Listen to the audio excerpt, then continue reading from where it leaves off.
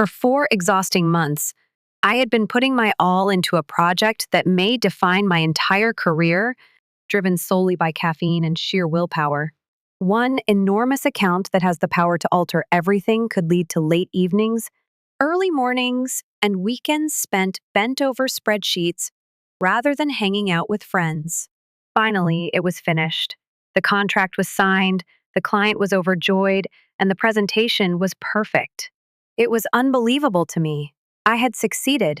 The best thing, though, the prize, I was sitting at my desk, barely daring to think that the email was real as I read it again for the 11th time. Evelyn, you went above and beyond. Consider these a personal thank you. Enjoy the game. The confirmation of 2 Super Bowl tickets, front row, 40-yard line, was attached to the email. I thought my heart might explode out of my chest because it was beating so hard. Being a lifelong football fan, I had never attended a Super Bowl before, so this was an absolute dream come true. As I printed the email, my hands shook, and I carefully went over every detail to make sure I wasn't dreaming. My boss, Robert Fowler, a senior partner at the firm, received the tickets straight from the client. It was logical. He was in charge of organizing client presence, and I could already see the day when he would enter my office, give me that infrequent smile of approval, and present them with a well-deserved congrats, Evelyn.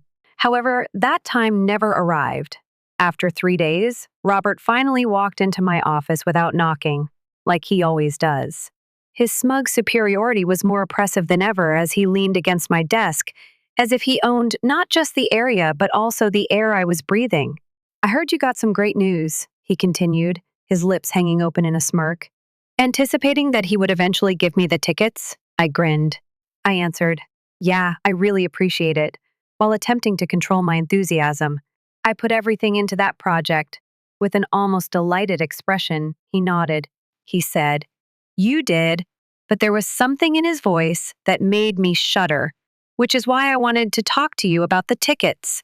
I tried not to indicate my uneasiness by maintaining a neutral expression. Right, I stammered out. Robert let out a breath as if he were trying to project an air of reason. He began by saying, here's the thing, Evelyn, in that condescending manner I had grown to detest. Clients don't always understand corporate hierarchy. When they gave you those tickets, well, that was really more of a gift to the firm, not just to you. Painfully, my gut twisted. Despite the rage gnawing at my chest, I answered, no, slowly and calmly. The email clearly said they were a personal thank you to me, as if it were a trivial matter. He waved that away. I get that, but in this business, it's all about relationships. Sometimes we need to make strategic decisions, so I'll be taking the tickets. I had to brace myself against the desk because it felt like the world was tilting. Unable to conceal the betrayal in my voice, I muttered, what? Without even feigning regret, he straightened up. I've already made arrangements. I'm taking a potential investor to the game. It's a smart play for the company. I believed my ribs may fracture from the force of my heartbeat. This cannot be taking place. My sleep and sanity had been sacrificed for that endeavor, and now he was merely taking them? The client gave them to me, I responded, carefully controlling my voice to calm the rage inside of me. That's not fair. Robert grinned as if I were a simpleton who had no idea how the world operated. His words, you should be grateful you have a job, came naturally. That's the real reward here. I clamped down on my chair's armrests until my knuckles became white. Football was no longer the only topic of discussion. This had to do with principle. Show respect. There is a line you should never cross. As if I were a submissive puppy, he stroked my desk. I'm sure you understand, he said in his usual patronizing tone. And don't worry, you'll have plenty of other opportunities. I made myself blink, breathe, and maintain composure. Then I did something that even I was shocked by. I grinned, but it wasn't a genuine smile, rather, it was a smile with teeth concealed. I answered, well, in a silky voice, enjoy the game.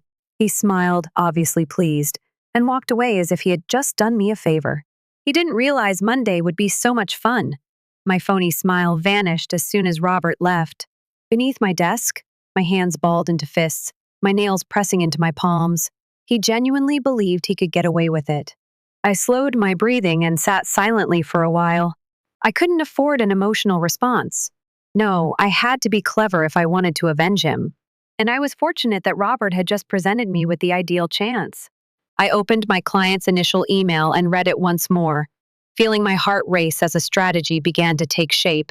The secret was not to face Robert head on because it would not help. No, letting him ruin himself was the greatest way to defeat him. I texted my client quickly and casually. Hey, I just wanted to say thanks again for thinking of me with those Super Bowl tickets. It turns out they were given to someone else at my firm. Hope to catch up soon. My phone buzzed less than a minute later. Are you kidding me? Who took them? Playing dumb, I grinned. Not sure, honestly. I just know I never got them. No big deal, though. The answer was immediate. No big deal? Those were meant for you. Let me handle this. Say nothing. Bingo. With my heart thumping for a completely other purpose, I reclined in my chair. Robert and I were no longer engaged in combat. I already knew who would prevail in this conflict between Robert and the client. Knowing that Robert wouldn't be able to control his ego, I spent the remainder of the day gathering intelligence. As it turned out, I heard him boasting in the break room at lunchtime. Yeah, 40-yard line seats, he announced with pride. Gonna be insane. Taking a big fish with me, you know how it is. These deals are all about relationships. I bit back my chuckle and remained out of sight. The conceit, the folly. The office was a hive of activity by Friday. That afternoon, Robert boarded his flight with all the arrogance of a man who believed he had just won the world, and he walked around like a king. However, he was unaware that he had just burned himself alive. My mind was racing with expectation that weekend, and I didn't get any sleep. I kept playing back Robert's arrogant expression, his performance as though I were merely an afterthought. I knew better than to yell and tell everyone in the workplace what a snake he was. Patience. This was in need of that. Monday morning was a whirlwind. Despite my racing heart, I tried to maintain a neutral expression as I entered the office. People were huddled in tiny groups, murmuring and stealing glances at me as I walked to my desk. Claire, one of my teammates, literally ran over to me, her eyes wide with a mixture of delight and disbelief. So I didn't have to wonder for long. She grabbed my arm and murmured, Evelyn, did you watch the news? My stomach turned around a bit.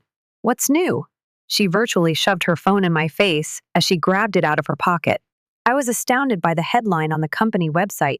Corporate scandal, Super Bowl ticket debacle emerges after senior partner found abusing client gifts. With my pulse pounding, I grabbed the phone out of her hand and began scrolling through the story. It explained everything, even how Robert had used the client's gift to me to curry favor with a possible investor. It added that the client, feeling humiliated and incensed, had canceled their multi-million-dollar contract with the firm and was thinking of moving their business to a rival. Claire whispered frantically, and I hardly paid attention. Is this an actual thing? She looked about as if the walls could hear her question. Putting on my best poker face, I pushed myself to breathe. I didn't know, I lied with ease. Robert must be in a lot of trouble. Without looking, I could tell it was Robert when my phone rang in my pocket. I didn't respond. Rather, I headed to the break room, where some colleagues were already engaging in gossip. One of them muttered to the other, He's done. The customer is enraged. Fowler ruined everything in an attempt to win over an investor. With my head lowered as though I hadn't heard anything, I suppressed a smile.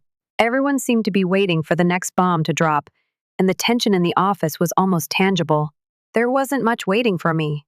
Robert strode into the building at about midday, his face scarlet with a mix of panic and rage. He was barking at someone on the other end of his phone, which was hooked to his ear. His voice was sharp but low. He strode by me without even looking at me, making his way directly to the managing partner's office. I couldn't help but feel a little satisfied as the door banged behind him. He believed that he could trample me, claim credit for my labor, and steal my prize. Now, however, his conceit had finally caught up with him. Mr. Harlow, the managing partner, convened an all-hands meeting in the conference room an hour later. Observing the nervous looks and murmurs, I joined the others in filing in. Already inside, Robert stood close to the glass, his jaw tensed as if he were going to blow up. The room became quiet as Mr. Harlow cleared his throat. He appeared gloomy. as though he hadn't slept at all during the weekend. With a somber tone, he started, I'm sure most of you have heard about the situation involving our client and the Super Bowl tickets. This company is built on integrity and trust, and what transpired over the weekend was blatantly against those values. Robert tensed up, but he didn't look back. Despite my heart pounding with excitement, I maintained a neutral demeanor. Mr. Harlow went on to say, the client made it very clear that those tickets were meant for Evelyn Shaw, in appreciation of her exceptional work on the project. Instead, they were improperly taken and utilized to court a possible investor, costing the client a substantial amount of money. Every eye in the room was flitting between Robert and me. Even though my heart pounded in my ears, I remained silent and didn't reveal anything. Mr. Harlow's eyes hardened as he inhaled deeply. Robert Fowler is no longer working with this company as of right now. To make sure that something similar doesn't occur again, we will be performing an internal review. Deathly silence fell in the room. At last, Robert turned, his angry visage contorted. I assumed that he couldn't look at me. As an alternative, he rushed out, forcing the door open until it slammed against the wall. The moment he left, the tension in the room gave way like a dam. People were attempting to figure together what had actually happened by whispering and glancing at me. I didn't notice the pandemonium swirling around me, so I kept my head down. Mr. Harlow spoke again to us. I was shocked to see his eyes on me when he said, Evelyn, I'm sorry you were put in this situation. You deserve praise for your professionalism during this ordeal. I nodded slightly, not believing I could talk. I felt a mix of relief, contentment, and an odd sadness that I couldn't quite identify. Since Robert had done this to himself, I didn't feel bad. Even still, it seemed unreal to witness his entire career fall apart due to his avarice and conceit. Claire's eyes were so excited that she virtually threw herself at me in the hallway after the meeting. Evelyn, my God! She let out a squeal. He's left! You succeeded! I gave a head shake. I corrected it, but a smirk crept in. I didn't do anything. This is what he did to himself.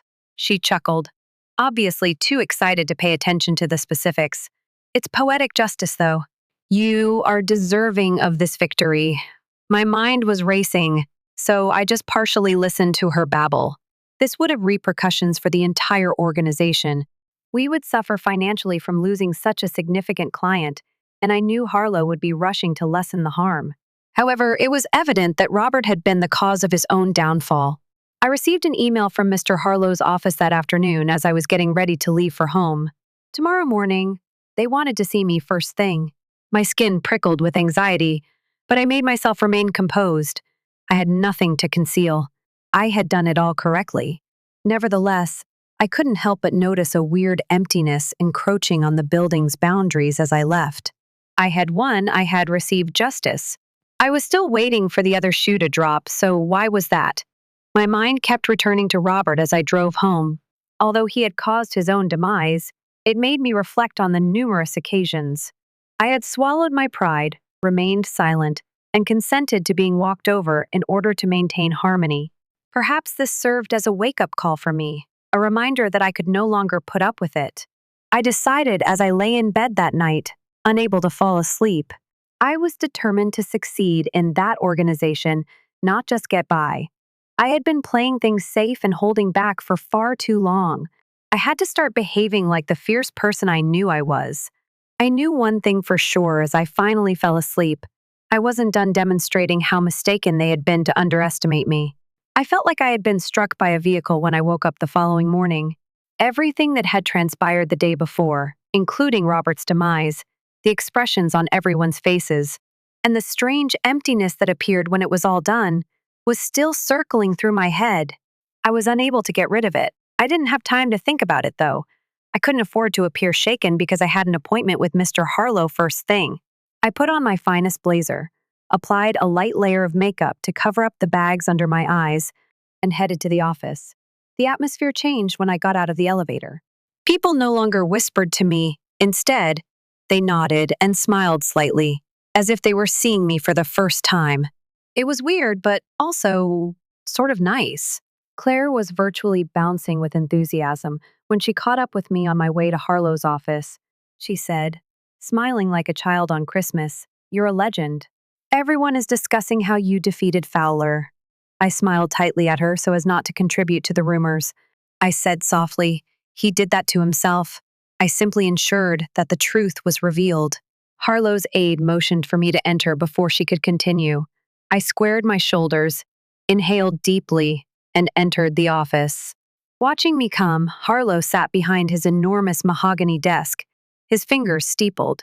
His tone was unexpectedly friendly as he welcomed me. Evelyn, take a seat.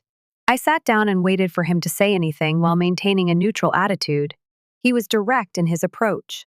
With a steady stare, he remarked, I want to personally thank you for how you handled the situation with Fowler. You had the opportunity to create a scene and create drama, but instead you remained calm and allowed the truth to surface. Such professionalism is uncommon. I only nodded slightly because I was at a loss for words. I honestly answered, I just did what I thought was right. He gave a small smile. He went on, That's precisely why I wanted to speak with you. Since Fowler is no longer with us, we are restructuring. After looking over your performance history and contributions to the company, I must admit that I'm impressed. For much too long, you have been treated with little respect here. I had a glimmer of hope, but I maintained my composure. Thank you, I murmured cautiously. With a solemn gaze, Harlow leaned forward. He said, I would like to offer you Robert's position. As senior partner, you will be in charge of coordinating the changeover and keeping an eye on his accounts. There isn't a better candidate for the position that comes to mind. I briefly believed I had misheard him. I sat there in shock, trying to take in what he had just said. Are you serious? Heart thumping, I mumbled. He seemed to find my surprise charming, as seen by the softening of his smile. Very serious. Evelyn, you've earned it. I have no doubt that you will steer the company on the proper path. My mind was racing with 1,000 ideas, but one stood out like a neon sign. I did it. Yes, I did. I defeated the individual who attempted to exploit me and emerged victorious. I fought to maintain my composure as I said firmly, I won't let you down. Harlow nodded at me approvingly. I'm sure you won't. Spend the remainder of the week adjusting to your new role. This afternoon, I will make the announcement to the company. I felt like I was walking on air when I walked out of his office. Claire jumped on me as soon as I re-entered the corridor, her eyes wide with excitement. What took place? She growled. I couldn't stop the smile from coming out. I have been promoted to senior partner. Her mouth fell open before she actually squealed and threw her arms around me, saying, Oh my God, I was aware of it. I had no doubt that you would win. We both laughed, and I felt like I could breathe again for the first time in a long time. It was more than just a promotion. It served as confirmation, evidence that I was more than just the quiet workhorse that everyone assumed I was. Now I was in command. People were thanking me all over by lunchtime as the story quickly spread. Some even acknowledged that they were relieved to see Robert go because they had never liked him. The entire vibe in the office seemed to have changed, becoming more upbeat and cheerful. I discovered a locked drawer in Robert's desk that afternoon while searching through his old files. I searched through his belongings until I located the key, and I nearly burst out laughing as I unlocked it. There was a pile of unopened client presents inside, including elegant pens, cufflinks, and even a couple of pricey whiskey bottles, all intended for recipients who had made significant contributions to projects or reached significant milestones. He had most likely hoarded them with the intention of using them for personal benefit or pawning them off. A framed note of gratitude from one of our largest clients, praising the team for a successful launch, was one thing that attracted my attention. Because it had my name indicating that I was the project leader, Robert had hidden it away so that no one else could see it. I removed it, set it up on my new desk, and left it there to serve as a constant reminder of my progress. I was worn out but proud when I left the office that night. I told David the news, and he smiled like a fool when we met for drinks at a small tavern down the street. With a clinking of his glass on mine, he remarked, "Knew you'd do it. You're tougher than you realize, I told you." I took a big sip of my drink and grinned. I said, "I guess I just needed to be pushed to the edge." He arched an eyebrow. "What will happen to the powerful senior partner next?" Feeling lighter than I have in years, I shrugged. "Change," I answered. True transformation. I will not allow this place to return to its previous state. I want it to be equitable, a place where working hard is genuinely valued. David gave a nod of approval. You're absolutely correct. You can do this. Even though I didn't believe in myself, I couldn't help but feel thankful for those who did as we sat there, laughing and talking. I had been taken advantage of, humiliated, and knocked down, but I got back up. I retaliated and prevailed. That night, I also made a pledge to myself. I would never again allow somebody to make me feel inferior. I had been senior partner for a month, and Nova Systems was doing well under my direction. The atmosphere in the office had changed. Everyone seemed more driven, more cooperative, and, for once, in agreement. Morale soared when I put systems in place to encourage diligence and give credit where credit is due. However, reality chose to hit me in the face just when I felt like I was finally in charge of my life. It all began with a late-night phone call. My cell phone buzzed on the desk while I was still in the office, reviewing some last-minute reports. I froze after taking a quick look at the screen. My mom was the one. My finger lingered over the answer button as I paused. I didn't want to cope with whatever guilt trip she had planned, for some reason. However, I picked up because of the way my chest constricted. Hey? I spoke carefully. After a tremulous breath on the other end, Mom's delicate voice finally came through. Evelyn, your dad is hospitalized. I felt sick to my stomach. What took place? I gripped the edge of my desk and murmured, he. Her voice cracked as she answered, he had a heart attack. It wasn't good. They claim that stress is to blame, everything pertaining to the business. It simply broke him. Like a swarm of irate insects, guilt surrounded me. I had to force myself to breathe because my hands were shaking. Is he?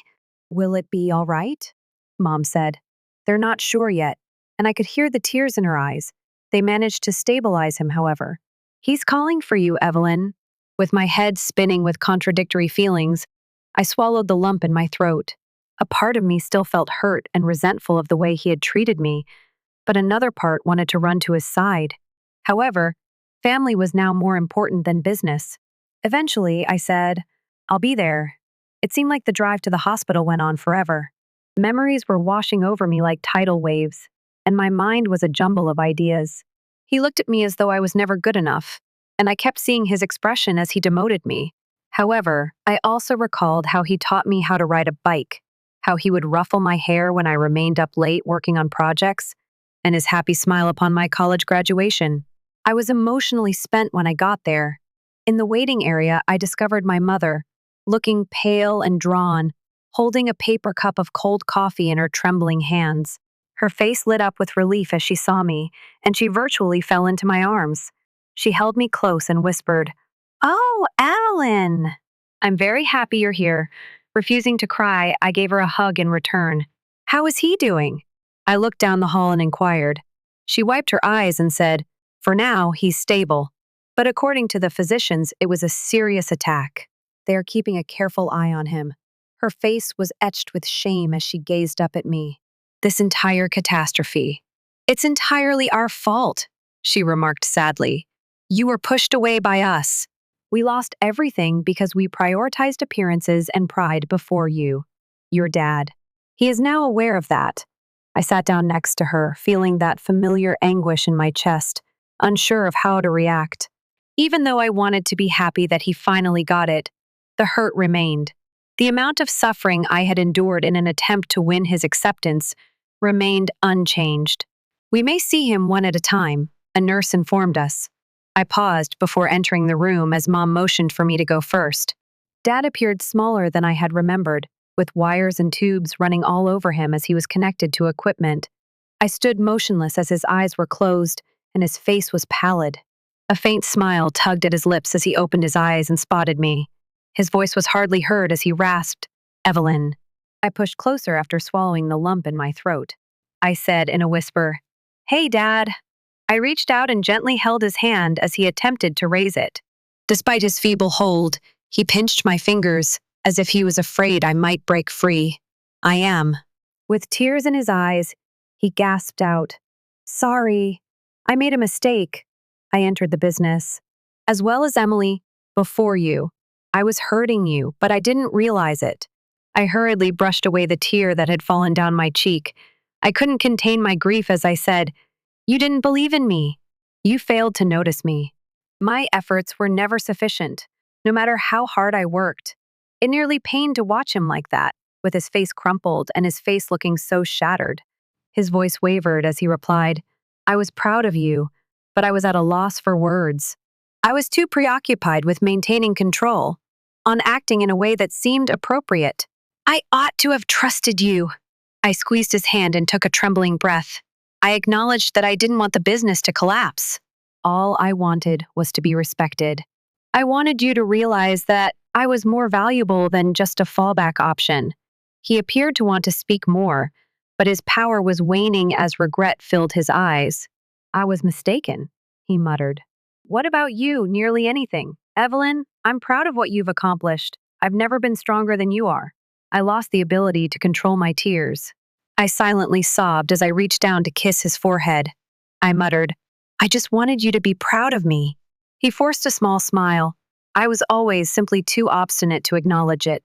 I remained with him till his breathing evened out, and he went back to sleep. Mom was waiting and staring at me tearfully when I eventually left the room. I simply nodded, indicating that she could enter. I felt heavier than ever when I drove home that evening, but I also felt oddly lighter, as if I had finally let go of the grudge I had been harboring for so long. Although I couldn't alter the past, I could decide how to go.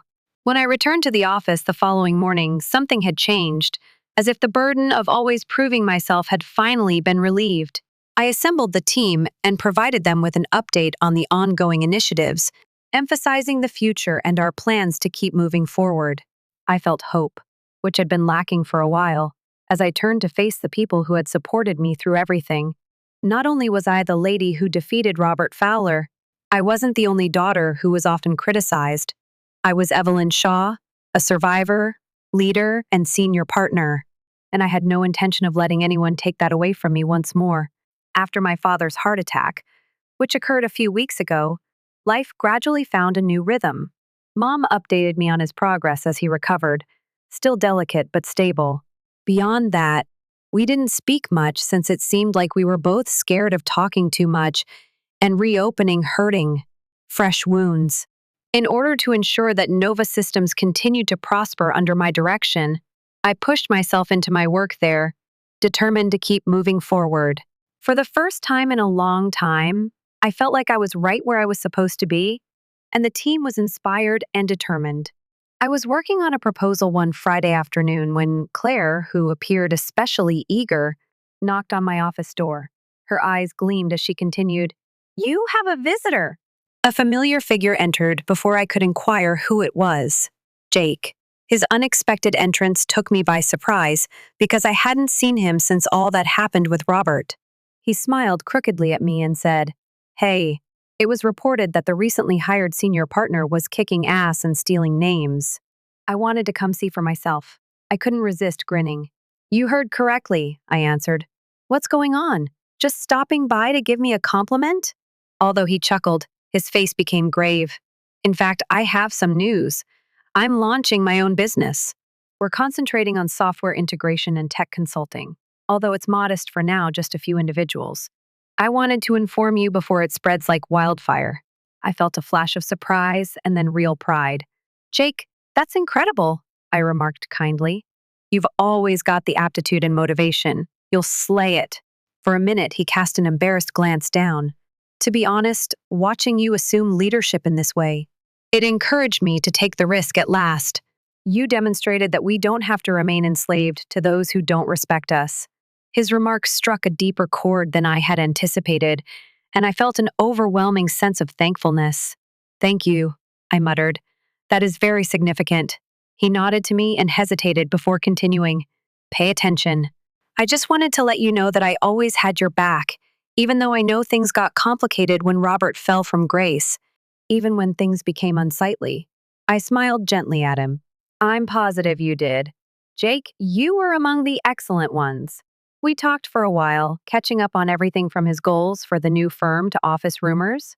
It brought back pleasant, almost nostalgic memories of our brainstorming sessions in the break room. He gave me one final bit of advice before he left. He advised, "Don't allow them to cause you to doubt yourself. You are in the proper location. Take ownership of it." After he went, I couldn't stop thinking about what he had said and how I had been doubting myself for so long, constantly hoping for approval that never materialized. I was no longer that woman. I had created something that no one could take away from me. My mother texted me the following week when I was completing some merger paperwork. "Dad would like to visit you. When you can, please stop by." I paused as I thought about that hospital visit and how weak and broken he appeared. There was a part of me that wanted to ignore the message and keep going without turning around. But I couldn't ignore it because of another part of me that still remembered the happy days and the infrequent occasions when he was proud of me. I ended up driving to my folks' place that night, with my hands clutching the wheel more tightly than was required. Mom hugged me when I got there, her eyes weary but relieved. She said, "He's in his study." Before entering, I rapped on the door. Dad sat in his old leather armchair, appearing more awake than ever but still pale. When he noticed me, he looked up, and we just gazed at each other for a while, not knowing how to begin. I said, "Hey," in a neutral tone. He smiled slightly at me. "Hey, little one." I sat down opposite him and waited for him to say something. His hands were shaking a little as he put down a newspaper, as if he were gathering his thoughts. He eventually answered, "I've been thinking a lot, roughly everything that took place. Regarding my treatment of you." I remained silent so he could say what he needed to. His voice was harsh as he confessed, "I was wrong. I didn't see what really mattered because I was so focused on making the company strong, influential, and impressive the way I thought it should be. I didn't see you." Despite the tightening knot in my chest, I maintained my composure. I said, "You gave me the impression that I was never enough, as if I needed to prove myself to you every single day in order to be valuable." With a look of guilt on his face, he dropped his head. "Evelyn, you were always sufficient. I had no idea how to relinquish control. I was merely pushing you away, even though I believed I was preserving the tradition." Despite the rage that had been simmering beneath the surface for so long, I refrained from letting it overtake me. Rather, when I looked at him, I saw a guy who had lost all he had previously held dear. His voice was full of emotion as he said, "I'm proud of you. You created something amazing. You improved upon what I had thrown away. I've never been stronger than you are." I hurriedly brushed away the tears that pricked at the corners of my eyes. I said, "I just wanted you to see me, to realize that I wasn't merely your fallback option." His face showed pain as he nodded. "Now I see you," he muttered, "and I apologize for not realizing what I had until I lost everything." There was no spectacular hug, no grand reconciliation, just two people sitting across from one another, admitting their hurt and letting go at last. Even though I wasn't fully recovered, I felt lighter as I left the house that evening, as if the burden of requiring his approval had finally been lifted. I no longer required his approval. I wasn't going to allow anyone to make me feel inferior again since I knew how valuable I was. I convened an all-hands meeting when I returned to the workplace the following morning. I wanted everyone to understand that we were a team, not simply a business, a household. I emphasized that no one would be disregarded or underpaid, and that hard work would always be recognized. The ensuing cheering wasn't merely courteous, it was sincere and full of joy and optimism. And I realized that I was at last taking the lead the way I had always desired as I glanced out at my crew. After a few months, Nova Systems was named one of the area's fastest-growing companies. I found myself at the center of the fervor surrounding our accomplishment, not as someone's daughter or backup plan, but as a leader who stood up for her convictions. Robert never got back to me. In an attempt to start over somewhere new, Emily went away. Even though they are still getting over their loss, my parents finally came to realize that respect had to be earned rather than merely given. And me? I persisted in my efforts to leave a legacy that no one could take away from me, because I was more than just a victim of their treachery. One win at a time, I established my own way as a fighter,